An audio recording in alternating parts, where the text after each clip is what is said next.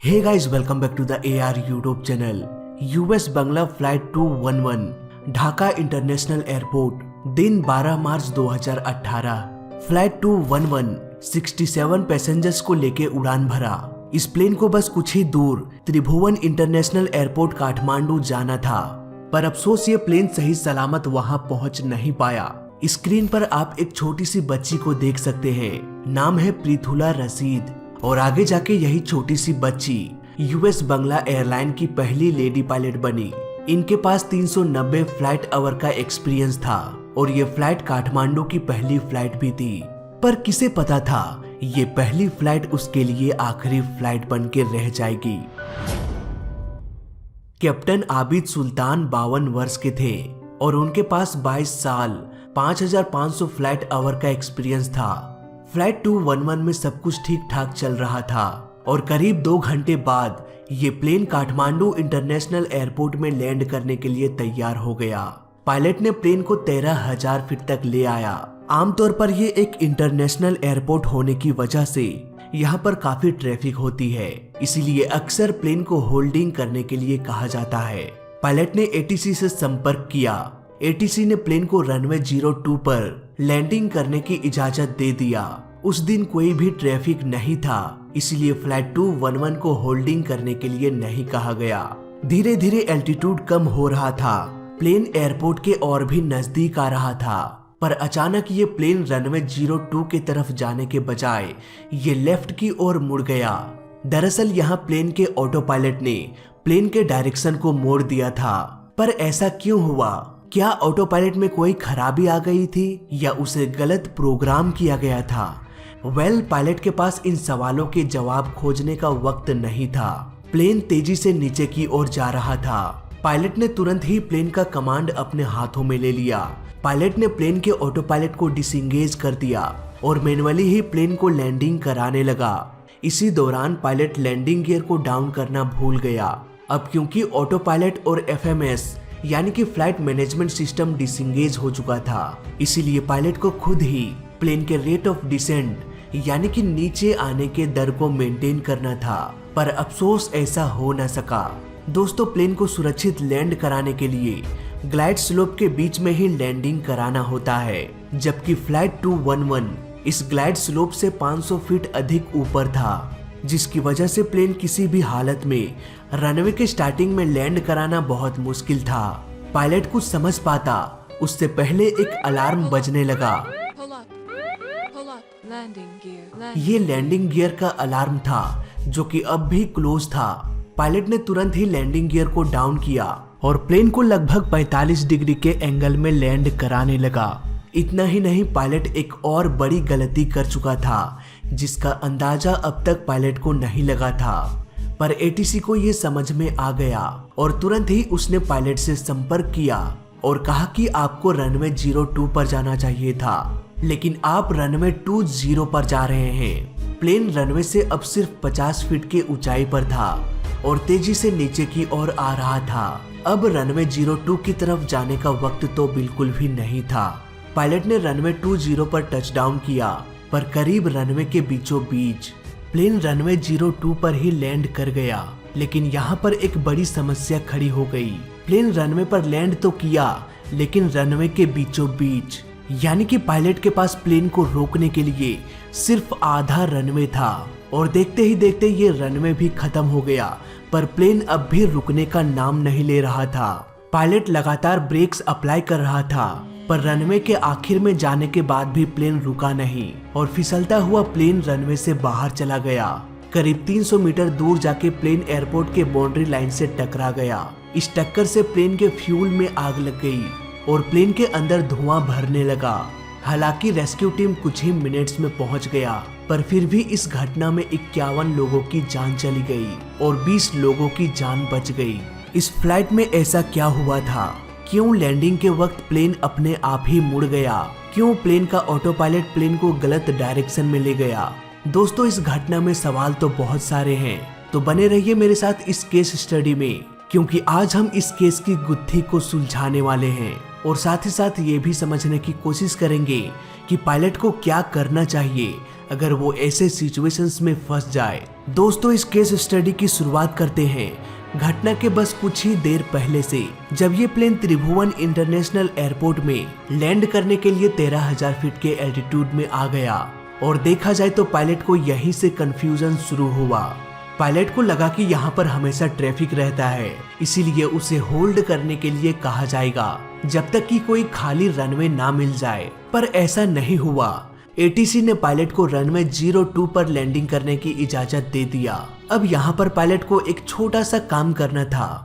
FMS यानी कि flight management system में रनवे के हेडिंग 02 को टाइप करके बताना था कि हम रनवे 02 पर लैंड करने वाले हैं। पर पायलट ने FMS को रिकॉन्फ़िगरेशन नहीं किया। आइए इसे आसान भाषा में समझते हैं। फ्लाइट मैनेजमेंट सिस्टम, इसमें बेसिकली कुछ कमांड्स डाले जाते हैं इन बटन्स की मदद से, और इन्हीं कमांड्स को फॉलो करता है auto pilot. For example, suppose इस प्लेन को फ्लाई करना है A से B तक और फिर B से C तक। इसके लिए आपको FMS में टाइप करके ये बताना होता है कि एयरपोर्ट A से टेक ऑफ करके इतने स्पीड में इतने एल्टीट्यूड में जाना है और फिर राइट की ओर मुड़ जाना है।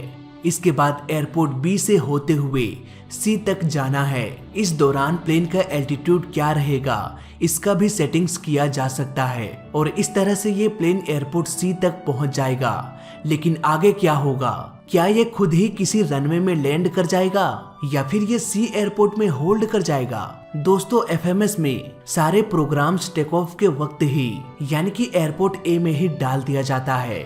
लेकिन FMS में ये नहीं डाला जाता कि प्लेन जब एयरपोर्ट के आसपास पहुंचेगा तो वो कौन से रनवे पर लैंड करेगा। इसीलिए FMS को ये पता नहीं होता कि प्लेन को कौन से रनवे पर लैंड कराना है, क्योंकि उसे बस इतना ही पता है कि एयरपोर्ट के पास इतने एल्टीट्यूड पर जाना है।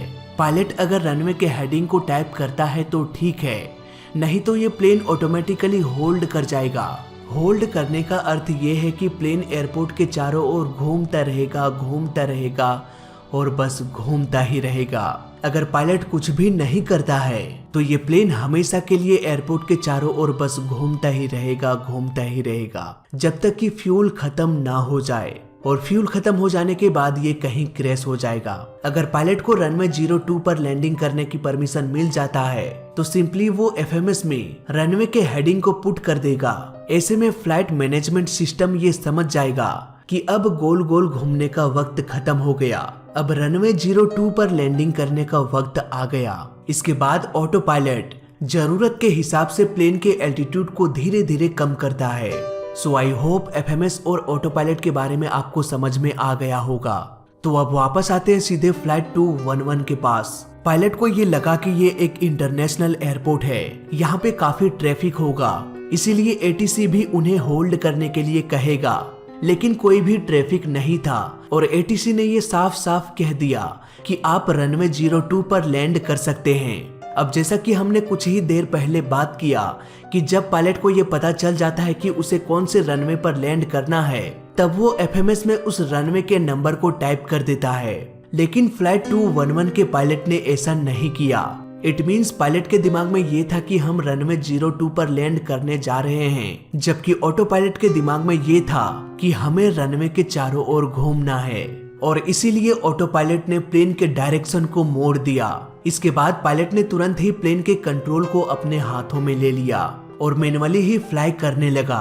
अब यहाँ पर FMS और ऑटो पायलट डिसएंगेज हो चुका था, क्योंकि पायलट मैन्युअली ही प्लेन को लैंड कराने वाला था। अगर आपने कभी नेपाल विजिट किया होगा तो आपको पता होगा कि ये एरिया पहाड़ पर्वतों से घिरा हुआ है। ऐसे में बिना ऑटो पायलट, बिना फ्लाइट मैनेजमेंट सिस्टम के प्लेन को नीचे लाना पायलट के लिए काफी मुश्किल हो सकता है, पर फिर भी पायलट ने कोशिश किया प्लेन को नीचे लाने की। दोस्तों, हर प्लेन में लैंडिंग चेकलिस्ट होता है और लैंडिंग के दौरान पायलट इस चेकलिस्ट को फॉलो करता है। प्लेन के लैंडिंग गियर को डाउन करना है, इसे भी लैंडिंग चेकलिस्ट में मेंशन किया जाता है। अब क्योंकि प्लेन बहुत नीचे आ चुका था, इसीलिए पायलट के पास अब वक्त नहीं था कि वो शुरू से इस चेकलिस्ट को फॉलो करे। इसीलिए लैंडिंग गियर के ओपन करने के प्रोसेस के बाद से वो चेकलिस्ट को फॉलो करना शुरू करता है।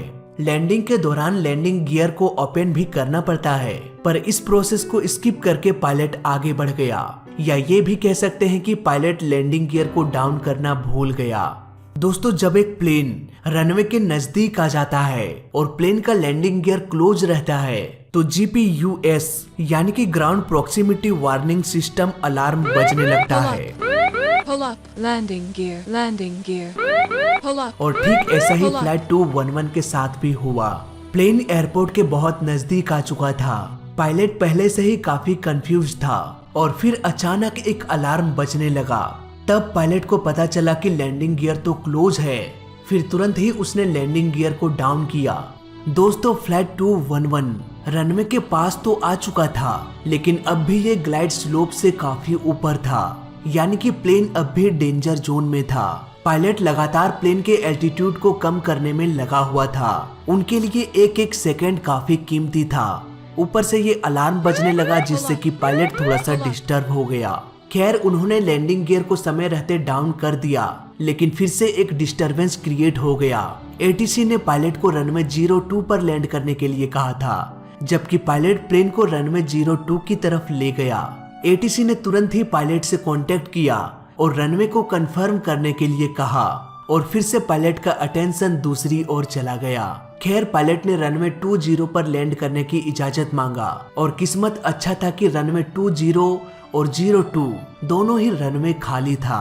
पर पायलट सबको हैंडल करते करते रनवे के काफी आगे चला गया और करीब रनवे के बीचों बीच लैंड किया, जिसकी वजह से प्लेन सही समय पर रुक नहीं पाया और ब्रेक्स अप्लाई करने के बावजूद भी प्लेन फिसलता हुआ 300 मीटर दूर एयरपोर्ट के बाउंड्री लाइन में जाके टकरा गया। दोस्तों, क्या इस घटना को रोका जा सकता था? अगर हाँ तो कैसे इस तरह की घटनाओं को होने से पहले पायलट टाल सकता है? दोस्तों, पायलट की पहली गलती ये थी कि उन्होंने रनवे के हेडिंग को FMS में रिकॉन्फ़िगरेशन नहीं किया और ऑटो पायलट को डिसएंगेज कर दिया। दूसरी और सबसे बड़ी गलती कि ये ग्लाइड स्लोप से काफी ऊपर था, जिसकी वजह से ये रनवे के स्टार्टिंग में लैंड नहीं कर पाया। तीसरी गलती, वो कंफ्यूज हो गया कि रनवे 02 पर लैंड करना है या फिर 20 पर। चौथी गलती, वो लैंडिंग गियर को डाउन करना ही भूल गया। दोस्तों, इन सारी बड़ी बड़ी गलतियों को देखकर हम ये आसानी से अंदाजा लगा सकते हैं कि पायलट 80% कंफ्यूजन में ही था और खासकर ऐसे एयरपोर्ट्स में जो कि पहाड़ पर्वतों से घिरा हुआ है, ऐसे जगहों पर जरा सी भी कंफ्यूजन प्लेन को क्रैश कराने के लिए काफी होता है। इसीलिए पायलट्स को जरा से भी कंफ्यूजन होने पर तुरंत ही लैंडिंग प्रोसेस को रोक देना चाहिए और उसी वक्त सेफ जोन की तरफ मुड़ जाना चाहिए और फिर से लैंडिंग करने का प्रयास करना चाहिए। खास करके Hong Kong, Beijing, San Francisco, Nepal जैसे कंट्रीज जो कि पहाड़ों से घिरा हुआ है।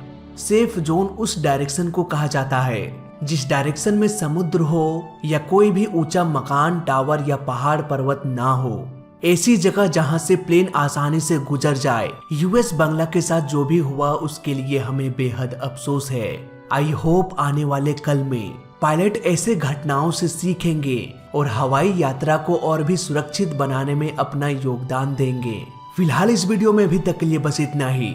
वीडियो अच्छा लगा तो लाइक कर देना, बुरा लगा तो डिसलाइक कर देना और दोनों ही केस में इस चैनल को सब्सक्राइब कर देना, क्योंकि इस चैनल में सीखने के लिए बहुत कुछ है। तो मैं मिलता हूँ आपसे अगली वीडियो में, तब तक के लिए देखते रहिए और सीखते रहिए। जय हिंद, वंदे मातरम।